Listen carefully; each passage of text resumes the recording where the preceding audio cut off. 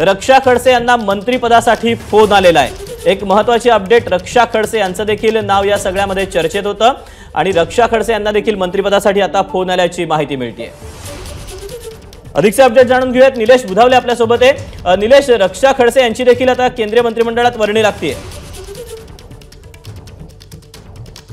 नुकताच रक्षा खडसे यांना पीएमओ कार्यालयातून फोन आलेला आहे आणि आज त्या मंत्रिपदाची शपथ घेताना आपल्याला पाहायला मिळतील। साधारणपणे 11:30 वाजता पंतप्रधानांच्या निवासस्थानी रक्षा खडसे देखील पोहोचताना आपल्याला पाहायला मिळणार आहेत। खरं तर आपण इथं थोडंसं बॅकग्राऊंड पाहिलं तर कालच जी बैठक झाली होती दिल्लीमध्ये 2 दिवसांपूर्वी, त्या बैठकीला महाराष्ट्रातले 3 महत्त्वाचे नेते उपस्थित होते आणि त्याच वेळी कुठेतरी रक्षा खडसेंना संधी दिली जाईल अशा पद्धतीची शक्यता होती। कारण त्यावेळी रक्षा खडसे यांना मुख्यमंत्री एकनाथ शिंदे असतील, उपमुख्यमंत्री देवेंद्र फडणवीस असतील, यासोबतच उपमुख्यमंत्री अजित पवार असतील यांची जी प्रफुल्ल पटेल यांच्या निवासस्थानी बैठक होती, त्या बैठकीमध्ये सहभाग घेतल्याचं आपल्याला पाहायला मिळालं होतं आणि त्यानंतर कुठेतरी ही चर्चा सुरू झाल्याचं पाहायला मिळालं होतं।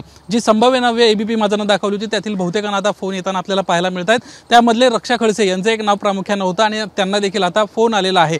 रक्षा खडसे देखील आता मंत्रिपदाची शपथ घेताना आपल्याला पाहायला मिळणार आहेत। महाराष्ट्रातून आतापर्यंत नितीन गडकरी असतील, यासोबतच प्रतापराव जाधव असतील, रक्षा खडसे असतील आणि पियुष गोयल असतील, अशा महत्त्वाच्या 4 नेत्यांना आतापर्यंत फोन गेलेले आहेत आणि त्यांना आज कॅबिनेट पदाचा दर्जा जो आहे तो मिळताना पाहायला मिळेल। मंत्रिपदाची शपथ ते घेताना आज पाहायला मिळणार आहेत। दीपक, नक्कीच निलेश, तू राहाच आपल्यासोबत। एका बातमी संदर्भातले अपडेट तुझ्याकडून जाणून घ्यायचे ते या तासाची महत्त्वाची अपडेट। रक्षा खडसे यांची देखील आता केंद्रीय मंत्रिमंडळात वर्णी लागणार आहे। एबीपी माझा, उघडा डोळे बघा नीट।